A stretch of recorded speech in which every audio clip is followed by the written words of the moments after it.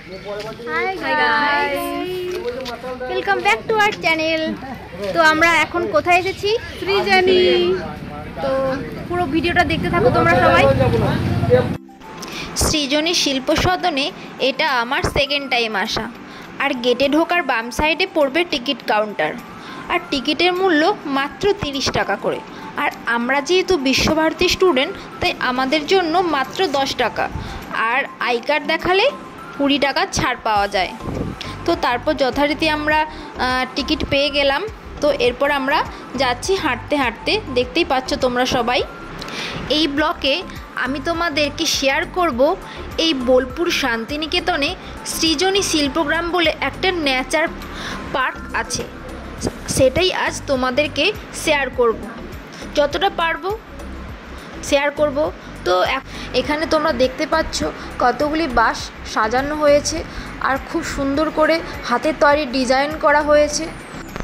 আর পাশেই দেখা গিয়েছিল একটি ভদ্রলোক বাঁশ গাছের নিচে একতারা বাজিয়ে গান গাইছিল।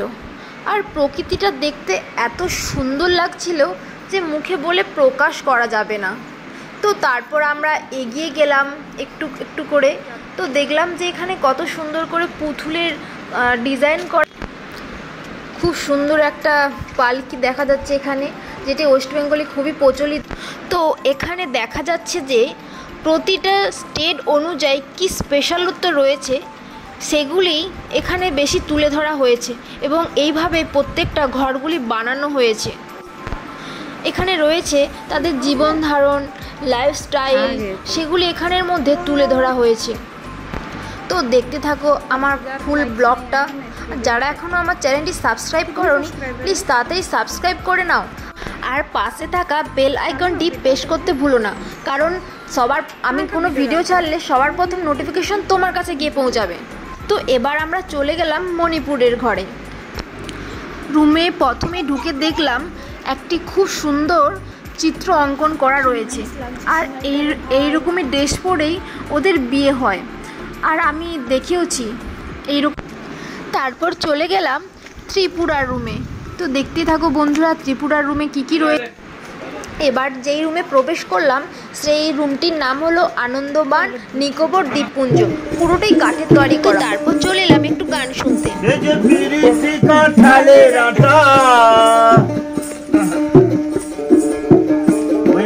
লাগলে পরে ছাড়ে না, ভোলা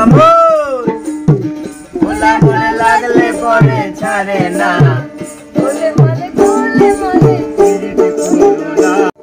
পাশেই ছিল কিছু অক্সিডাইজের জুয়েলারির দোকান এবং হ্যান্ডওয়ার্কের জুয়েলারির দোকান।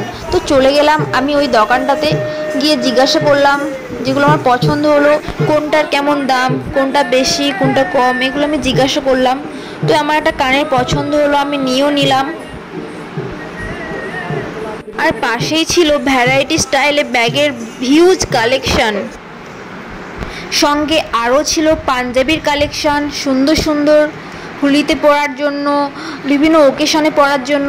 আরও একটা ব্যাগ দোকানে চলে গেলাম ব্যাগের কালেকশন দেখানোর জন্য। তো আর পাশেই ছিল কুর্তি, সালোয়ার কামিজ ও টপের হিউজ কালেকশন, ও ব্লাউজেরও কালেকশনও ছিল। তো আমার ভালো লাগেনি, পছন্দ হয়নি বলে আমি চলে গিয়েছিলাম। তারপর চলে গেলাম একটা কুর্তির দোকানে। তো এই কুর্তিটা আমার খুবই ভালো লাগে, কিন্তু দামটা একটু বেশি বলেছিল। তো বন্ধুরা ভিডিওটি ভালো লাগলে like, comment, share and subscribe করতে ভুলো না। বাই।